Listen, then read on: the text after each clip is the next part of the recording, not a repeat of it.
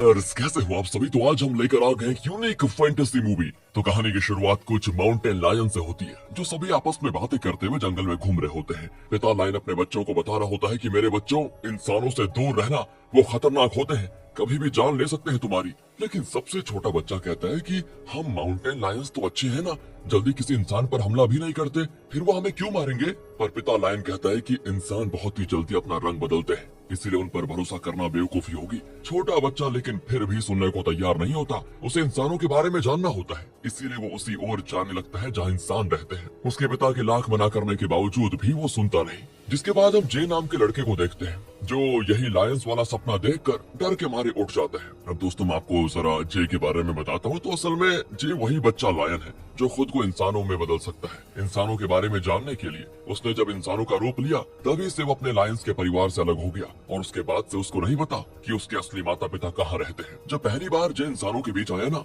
तो उसे एक परिवार वालों ने अनाथ समझकर अडॉप्ट कर लिया था। और तभी से जे इंसानों के साथ रहता है। कई साल गुजर चुके हैं, इसलिए उसने खुद को लायन में ट्रांसफॉर्म नहीं किया। यहाँ तक कि वो अपनी शक्तियाँ भी लायन बनने के दिन प्रतिदिन खोते ही जा रहा है। साथ ही जे के घर वाले भी इस बात से अनजान है कि वो एक माउंटेन लायन को अपने बेटे की तरह पाल रहे हैं। अब जे अपने परिवार वालों के साथ नाश्ता करने बैठ जाता है। उसके परिवार में माता पिता, एक बड़ा भाई और एक छोटी बहन शामिल है। सभी जे को अपने परिवार का एक सदस्य मानते हैं। कभी उसको एहसास तक नहीं होने देते कि वो उनके परिवार का हिस्सा नहीं है, और ना ही कभी उसके साथ सौतेला बर्ताव करते हैं। जब सारे लोग आपस में बात कर रहे होते हैं, तब न्यूज में बताया जाता है कि कई सारे पक्षियों ने एयरप्लेन पर हमला कर दिया, जिस वजह से इमरजेंसी लैंडिंग करवानी पड़ी। जान तो किसी की नहीं गई, लेकिन काफी ज्यादा नुकसान हुआ है। ये पहली घटना नहीं है, इससे पहले भी जानवर और पक्षियों ने इंसानों पर हमला किया है। मानो कि सभी ने ग्रुप बना लिया हो ताकि इंसानों को परेशान कर सके। और अब जो भी ये माजरा है, उस पर साइंटिस्ट रिसर्च कर रहे हैं। ये न्यूज देखकर तो जे और बाकी भी हैरान हो जाते हैं। इसके बाद जे की माँ और बहन जे को नए बोर्डिंग स्कूल में लेकर जा रहे होते हैं, क्योंकि वहाँ से उसे स्कॉलरशिप मिली होती है। इसीलिए जे को वहीं से आगे की पढ़ाई करनी होगी।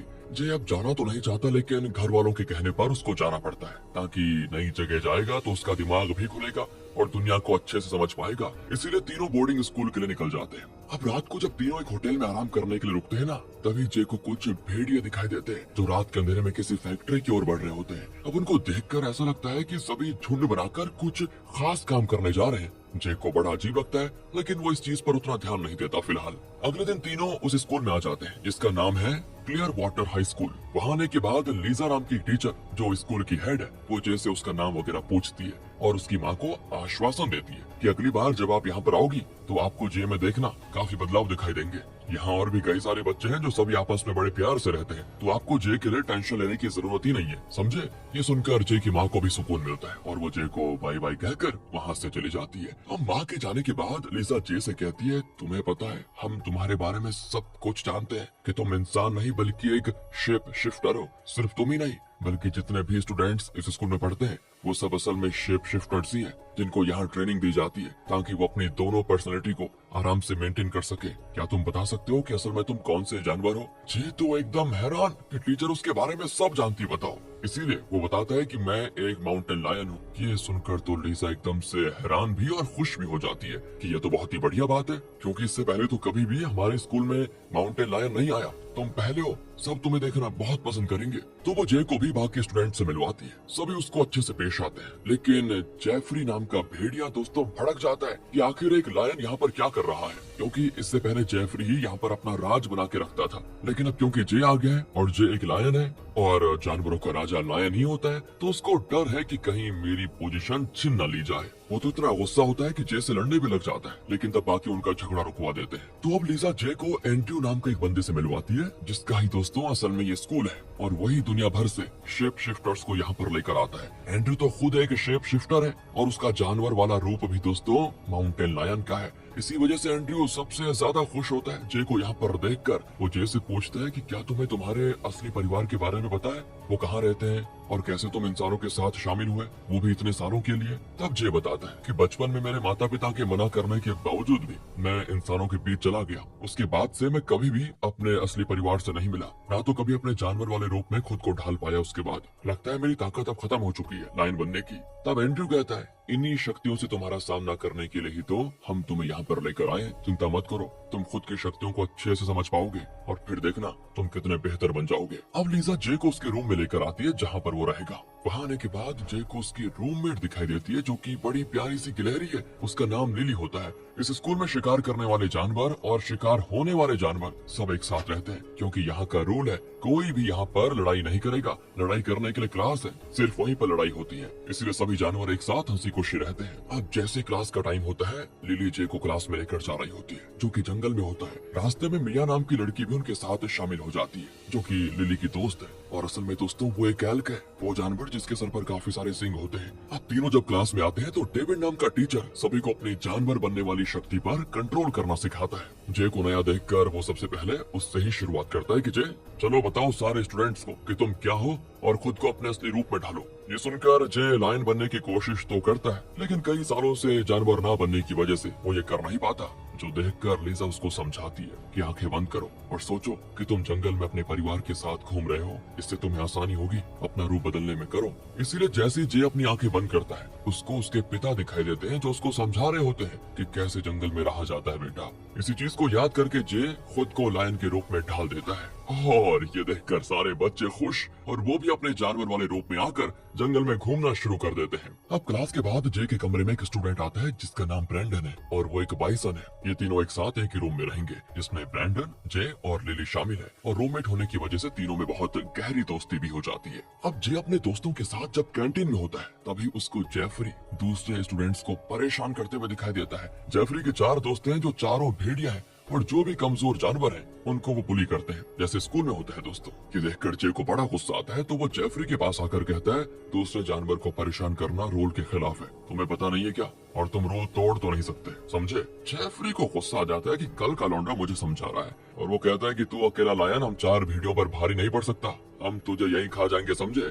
जे और जेफरी दोनों एक दूसरे के ऊपर दहाड़ना शुरू कर देते हैं, लेकिन इससे पहले कि भेड़िए और शेर के बीच लड़ाई हो पाती, एक टीचर आकर उनकी लड़ाई रुकवा देती है, ये कहते हुए कि आइंदा कभी क्लास के बाहर लड़ाई की तो अच्छा नहीं होगा दोनों के लिए। अगले दिन लड़ाई की क्लास होती है। सारे स्टूडेंट्स प्रैक्टिस करने क्लास में आ जाते हैं, जहाँ टीचर सबसे पहले एक लड़की जो कि भालू है उसकी लड़ाई ब्रैंडन से करवा देती है। लड़ाई का नियम यही होगा कि एक दूसरे की जान नहीं लेनी है और ना ही जानलेवा हमला करना है, बस एक प्रैक्टिस होगी ताकि असली लड़ाई के दौरान प्रैक्टिस में सीखे गए मूव्स का इस्तेमाल किया जा सके। पर इस लड़ाई में ब्रैंडन हार जाता है तो अब भालू से लड़ने के लिए जे को बुलाया जाता है। वो इस बार भी खुद को लायन बनने की कोशिश करता है, लेकिन कई कोशिशों के बाद भी असफल रहता है। तो एंड्रयू उसके पास आकर उसको एक छोटी सी पोटली देता है और जैसे ही जे उसको स्मेल करता है ना, उसको अजीब सी फीलिंग्स आती है और वो तुरंत ही लायन में बदल जाता है। एक्चुअली उस पोटली में माउंटेन लायन के मलमूत्र भरे हुए थे ताकि उन्हें स्मेल करके जे को ऐसा लगे कि वो अभी भी बाकी लायंस के साथ मौजूद है। इसी वजह से जे आसानी से भालू को हरा देता है। अब एंड्रयू वो पोटली जे को देते हुए कहता है कि सुनो,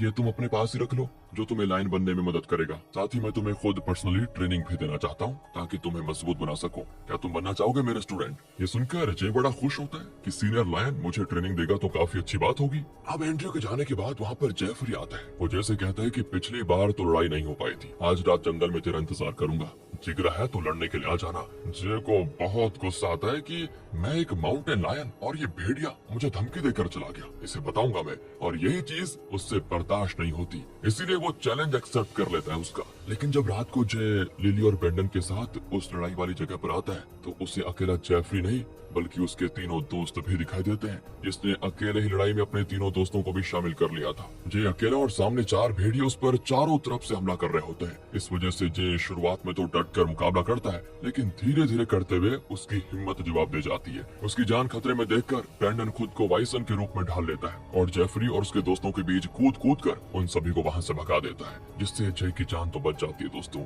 अगले दिन एंड्रयू जे को ड्राइव पर लेकर जाता है, जहाँ रास्ते में वो उससे कहता है कि देखो, कल रात तुम्हारे और जेफरी के बीच जो कुछ भी हुआ मुझे उसके बारे में सब पता चल गया है। तुम एक माउंटेन लायन हो जो भेड़ियों को बिना किसी मदद के हरा सकता है, तुम्हें बाइसन की जरूरत नहीं पड़नी चाहिए थी। जे कहता है कि अकेले 4 को हराना इतना आसान नहीं होगा। तब एंड्रयू बताता है कि अभी तो शुरुआत है, लेकिन मेहनत करते जाओ, फिर देखना 4 क्या 10 भी आ गए ना तो आराम से हरा दोगे सभी को। लेकिन हाँ, उसके लिए तुम्हें मेहनत करनी जरूरी होगी। अब आगे एंड्रयू जब जे को स्कूल वापस लेकर आता है तो लीजा एंड्रयू से कहती है कि सुनो मेरी बात, अगर सबसे ज्यादा इंपॉर्टेंस जे को मिलेगी ना तो इससे बाकी स्टूडेंट्स में गलत प्रभाव पड़ेगा, इसलिए हमें सबके साथ एक जैसा बर्ताव करना चाहिए। लेकिन एंड्रयू कहता है जे सबसे खास है, इसलिए उसे खास ट्रेनिंग भी देनी होगी जो कि मैं उसे दूंगा। इतना कहकर वो चला जाता है। अब टीचर बिना परमिशन के झगड़ा करने की वजह से जे और जेफरी को और उसके सारे दोस्तों को किचन में काम करने की जिम्मेदारी दे देता है, जिसके बाद मिया दोस्तों जे को चुपके से अपने साथ जंगल में लेकर आ जाती है, जहाँ कुछ हाई स्कूल के टीचर और स्टूडेंट्स मिलकर मीटिंग कर रहे होते हैं। मिया बताती है कि ये सब हमारे स्कूल काउंसिल को धोखा दे रहे हैं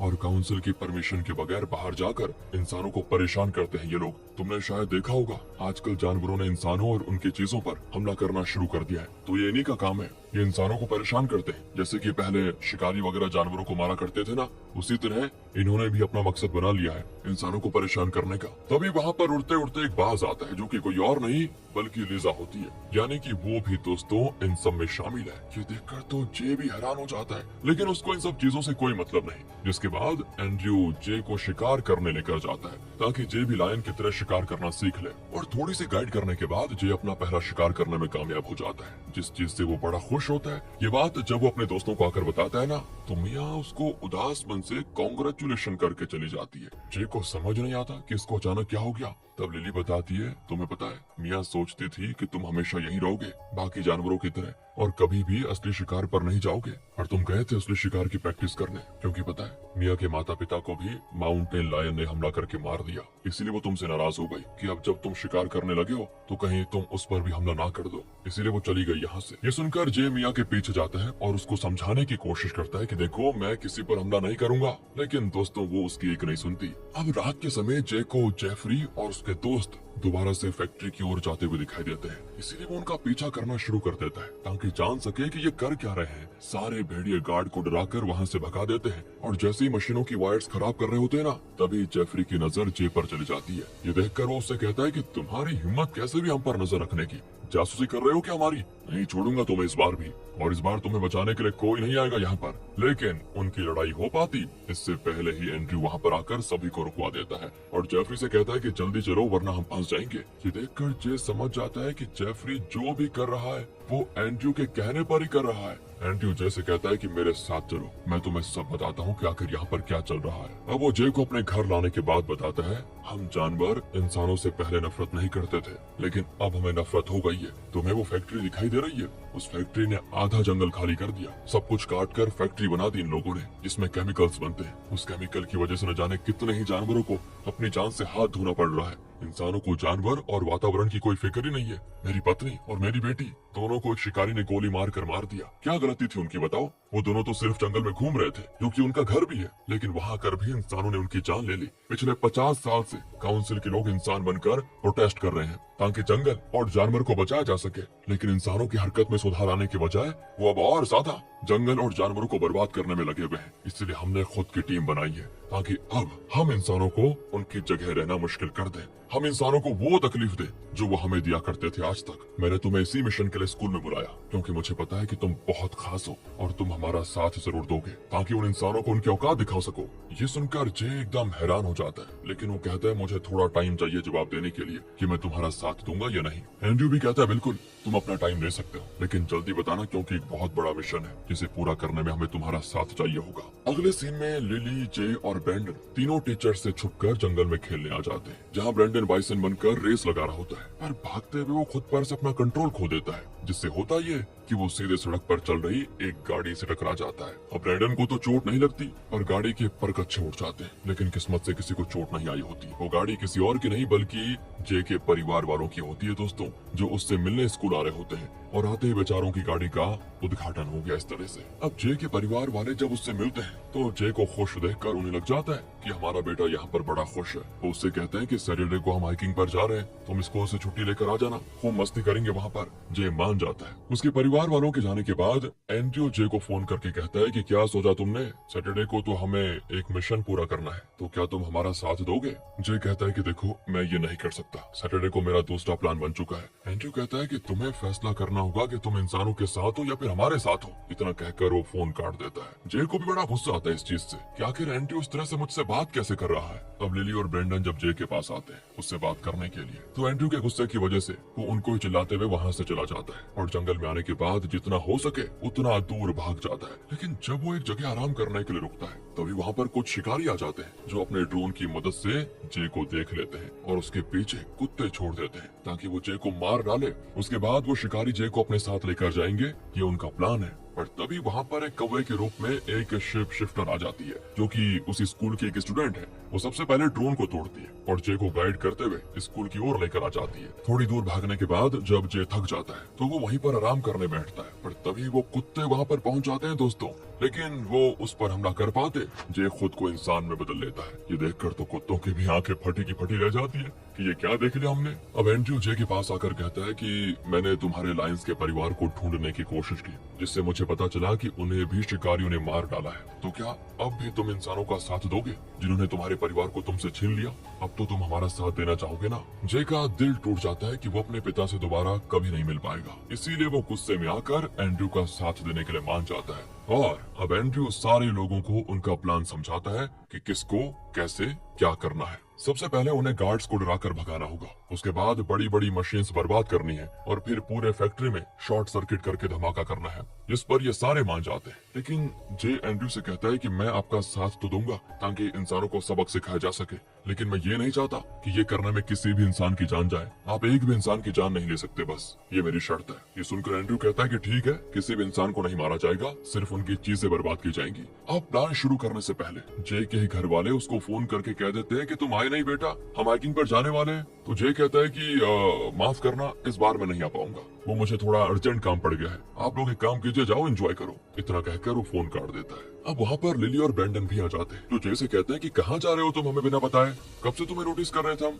कुछ तो बात है जो तुम छुपा रहे हो। लेकिन जे कहता है कि प्लीज अभी कुछ बताने का टाइम नहीं है, मैं बाद में बता दूंगा। इसके बाद जे एंड्रयू और बाकियों के साथ फैक्ट्री की ओर निकल आता है। अब एंड्रयू और उसके साथी जंगल में बनी एक पहाड़ी के पास आते हैं जो कि फैक्ट्री के ऊपर बनी हुई है। वहाँ उन्होंने ढेर सारी लकड़ियों को जमा करके रखा होता है ताकि उन्हें पहाड़ी के ऊपर से नीचे गिराकर सारी मशीन्स बर्बाद कर दे। लेकिन प्लान शुरू हो पाता, जे की नजर नीचे की ओर जाती है जहाँ उसके परिवार वाले हाइकिंग करने आए हुए थे। उन्होंने उसी जगह पर टेंट लगा दिया था जहाँ पर सारी लकड़ियाँ गिरने वाली थी। अब ये हुआ तो सभी की जान जाना तो तय। ये देखकर जे घबरा जाता है, वो सभी को रुकने को कहता है कि हम ये नहीं कर सकते, हमें प्लान रोकना होगा, पर कोई भी उसकी बात नहीं सुनता। वो तुरंत एंड्रयू को कॉल लगाकर कहता है कि प्लीज ये मिशन रोक दो, मेरे परिवार के लोग खतरे में हैं। तुमने कहा था कि इंसानों को खतरे में नहीं डालोगे। एंड्रयू कहता है कि इतने बड़े मिशन में कुछ लोगों की जान तो जाएगी, वैसे भी वो तुम्हारा असली परिवार तो नहीं है, फिक्र मत करो। ये सुनकर जे को बड़ा गुस्सा आता है कि ये क्या बात हुई, बहुत बड़ी गलती हो गई इस एंड्रयू का साथ देकर। वो अकेले ही सबको रोकने की कोशिश करता है, लेकिन अकेला वो कर भी क्या सकता है। तो तभी वहाँ पर लिली, मिया और ब्रेंडन आ जाते हैं,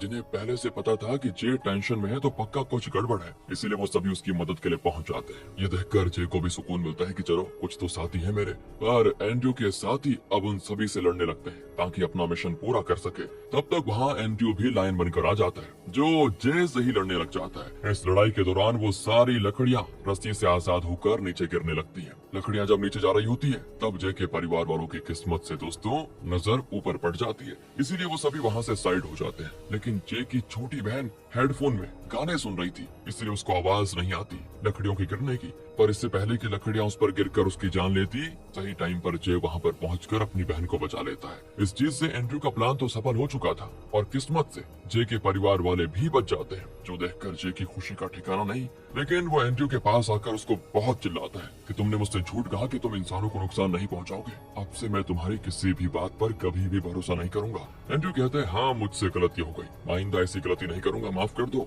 लेकिन जे उसकी बात को इग्नोर करके अपने दोस्तों के साथ दोबारा स्कूल आ जाता है, जहाँ उसके आने से सभी बड़े खुश होते हैं क्योंकि उसने काम में ऐसा बहादुरी वाला किया था। और इसी के साथ दोस्तों ये कहानी यहाँ पर खत्म होती है। अब देखिए कहानी में वैसे तो कुछ मूवी पर्सपेक्टिव से देखें एंजॉय के लिए कुछ ज्यादा था नहीं, लेकिन हाँ मैसेज तगड़ा था कि जो हम कर रहे हैं जानवरों के साथ और जंगलों के साथ, वही चीज वो भी हमारे साथ कर सकते हैं कभी भी। तो हमें बैलेंस में रहना चाहिए ना दोस्तों। आपका क्या ख्याल है, कमेंट करके बताइए।